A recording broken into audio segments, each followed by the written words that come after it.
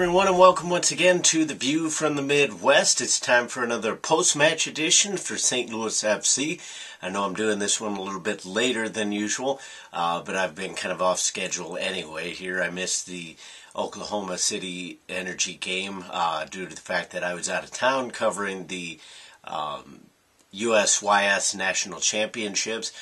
No, I didn't have a chance to go out to San Diego to cover the Scott Gallagher girls matches that were referenced during halftime. I was in Dallas covering the national championships. There's a bunch of different tournaments that go on around the country, but nevertheless, I was broadcasting those. You can find those on YouTube. Just search USYS, and I was on Field 6 if you want to give any of those a look. Doesn't matter to me. I don't get paid anymore. I get a flat fee for doing the games, so it's up to you whether you want to give those a look.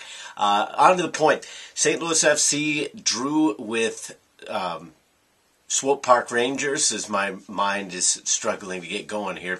It was a 1-1 draw, and again, St. Louis FC did not play a bad game by any stretch of the imagination.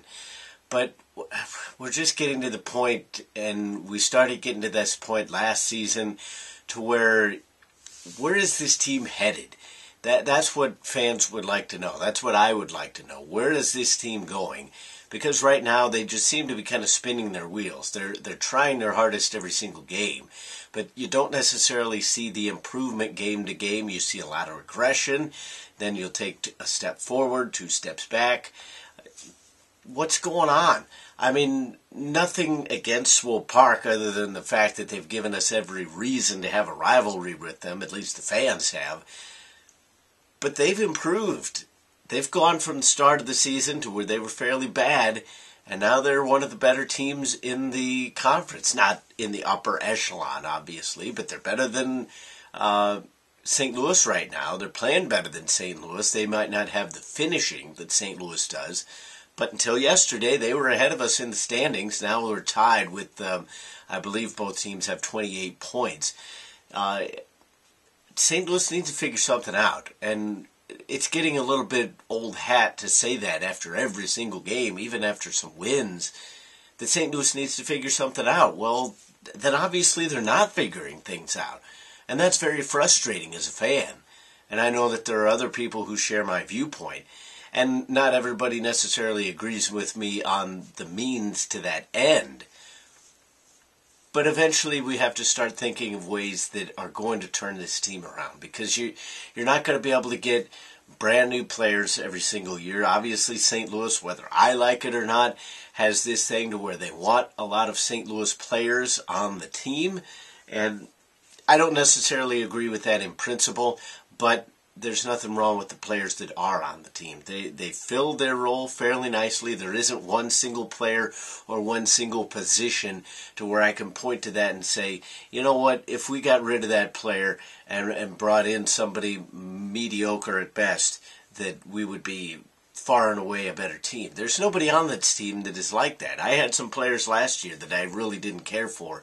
Not to name drop, but I didn't like Brian Gall at all. I honestly wondered how he ever made it through the Los Angeles Galaxy system. But that's a different story.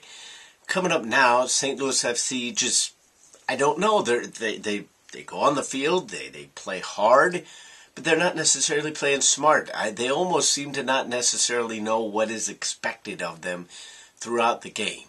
And then they come out after halftime, after always allowing a goal, it seems, in the first half. And they play better. They've made adjustments. But again, it's almost too little too late. And St. Louis FC was bailed out a little bit by a penalty kick goal that Irvin Herrera, I mean, it was just a crack shot. The way he was running up to it, I was expecting one of those shots like the Italians took in Euro 2000, or the past Euros, to where they would kind of tippy-tap up and then just try to lay it over. I mean, he ripped it. How he got that much power behind it, given the run-up that he took, is pretty special. But again, you're leaving the game in chance to a penalty kick. And there were arguments that might not have been a penalty kick. Now, I have not gone back and watched it, but watching it live, you could understand why it was given, but you could have seen it not given, and there wouldn't have been a whole lot to complain about. Now, there was plenty of other things to complain about from the officials. And being an official, I hate doing this. But come on, USL. Surely there's got to be somebody better out there that are qualified to take some of these games, because I understand that these officials are doing their best within the viewpoint that they see the game through. But you've got linesmen or assistant referees, whichever term they want to use, that aren't keeping up with the speed of the game, that are watching downfield instead of looking down the line. And that is my biggest pet peeve, because when I am an AR, offside is my main focus. If I miss a foul in the middle of the field, so be it. The center official could have picked me up there. If he didn't see it, then that's on two of us. But that's still a little less. If I miss an out-of-bounds call, especially if you're doing a USL game on the near side, the fourth official can help out. The main official can help out. You've still got other eyes. If you're the AR, you're the only one that has a good viewpoint of offside. And I swear that goal that was scored for Swope Park, the man was in an offside position. They even showed the replay on the big board. Now, again, it was a little bit difficult because the ball was fairly long to see where it was played from. But he was a good yard or two behind the defenders when they started the replay. Now, I mean, unless the ball was already in the air, there's no way you're going to get that much space between you and the defender. Mark Pace did a decent job. He tried to come out, unfortunately kicked the ball right into the attacking player, and he ended up knocking it in. There were some people that are like, oh, well, should he have stayed back? Should he have not come out? Should he have waited? All these kind of questions. I have no problem with Pace coming out trying to play it. There was really little in the way of options for him right there. It's a situation where the only other thing that he could have possibly done was to try to bump it over to the side and then let the player kind of run into him and draw the foul, because most times, even if you're out of the box, they're going to give the goalkeeper the benefit of the doubt. So that was about the only thing that you could have tried. But then you run the risk of, like, if you're trying to just nudge it over to the side, well, your studs might be up, and then you catch the player in the thigh, and it could have been a mess no matter which way it shook out. So in the end, it was a good point. I mean, you're tied now with Swope Park Rangers heading into the weekend, and then next weekend's games as well. But St. Louis FC, these are the kind of matches that they need to be picking up 3 points. These teams are not really better than they are, but for whatever reason, they get the results that they need. They're getting 3 points instead of 1 point. They're getting a point instead of no points. St. Louis FC seems to be doing the opposite. They're getting a point when they should have got 3 points. They're getting no points when they should have gotten a draw.